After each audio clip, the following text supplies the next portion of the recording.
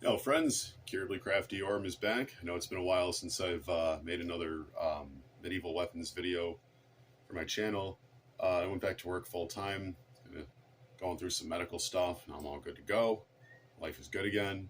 Old Crafty can eat solid food again. So, today I am proud, not just to, flaunt my medical victory, but to show you guys the newest piece that I've made. It's an elven short sword. Now, to put this into some context, if this is your first time watching any of my videos, when I make these pieces, I categorize them based on fantasy races.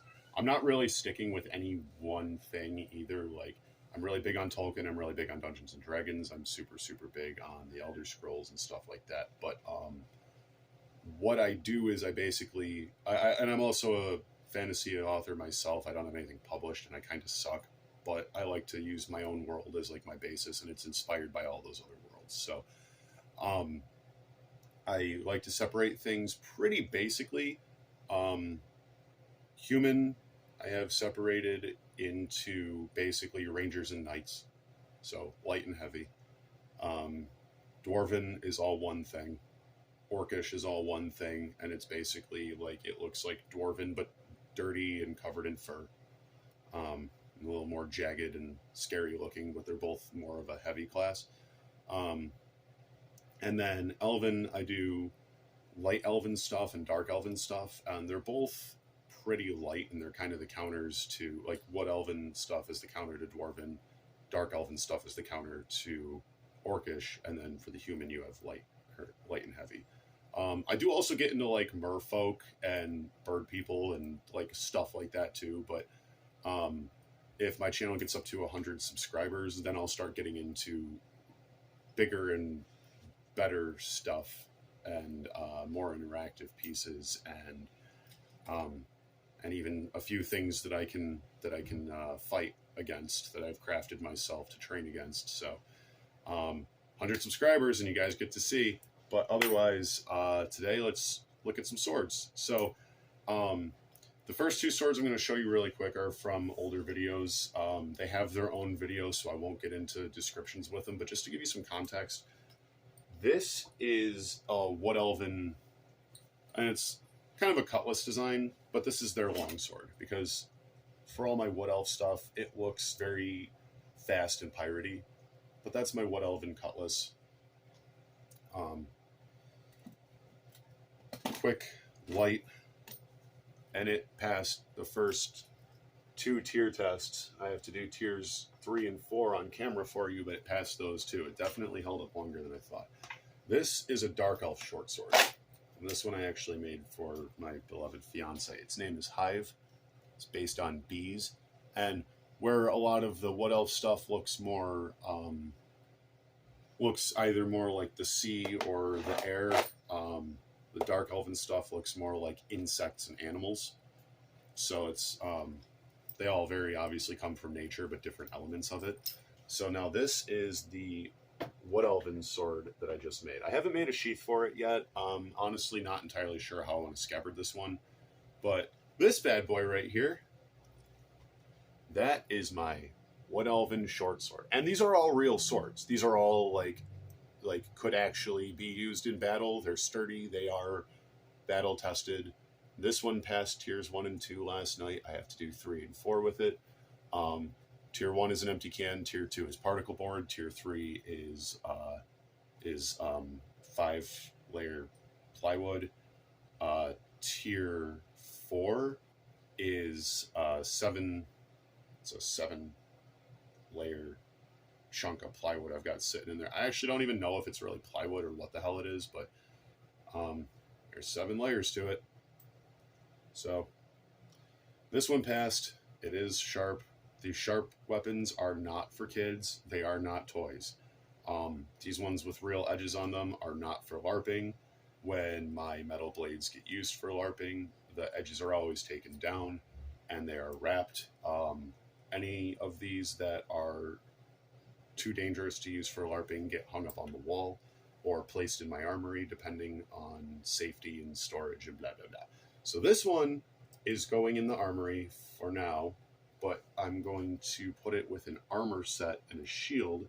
And I think I'm going to take that blade down and actually use it for LARPing, because when I put this thing together, this piece here, this whole chunk, like this is all one solid piece here. And that was actually what inspired the sword to begin with, was simply that I had this piece and this screwdriver, which is gigantic and runs up through about to there. And then everything's all fastened together, and then just for good measure, I threw in some Gorilla Glue. It's really not a necessity if you know what you're doing with the metal stuff, but it's just for an added measure of security.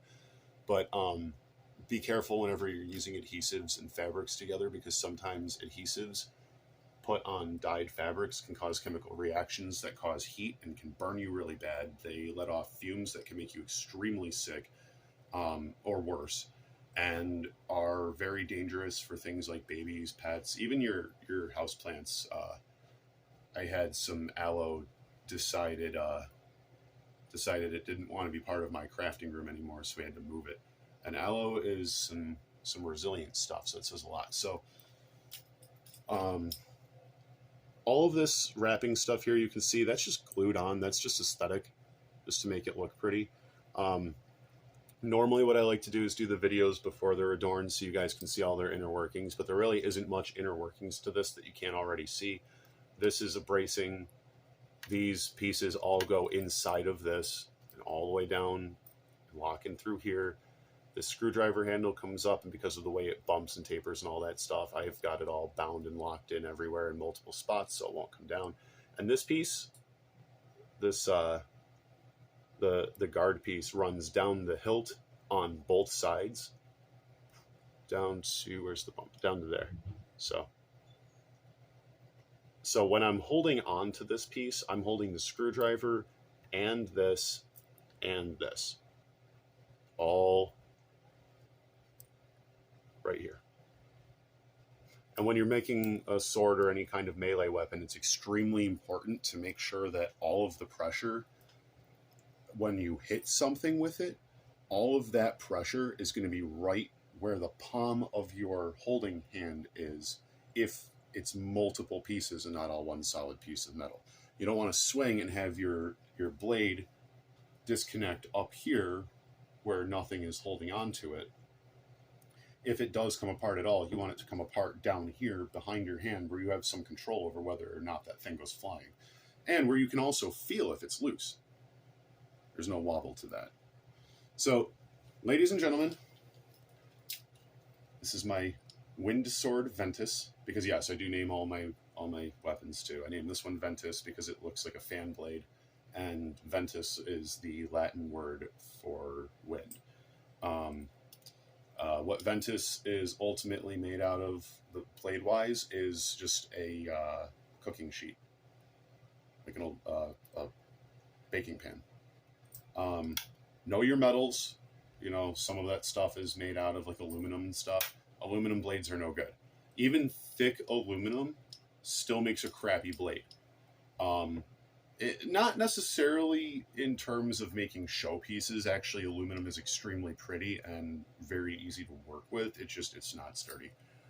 Stainless steel is amazing. There's a lot of kitchenware that's stainless steel. It's just really hard to work. Where is it? There it is. My little dagger is also stainless steel. And it's very old, and you can see from the bottom here where I didn't clean it versus the blade where I did, that a lot of rust got taken off of that. And that's like brand new, and it's in really good shape, and it didn't lose like any weight at all.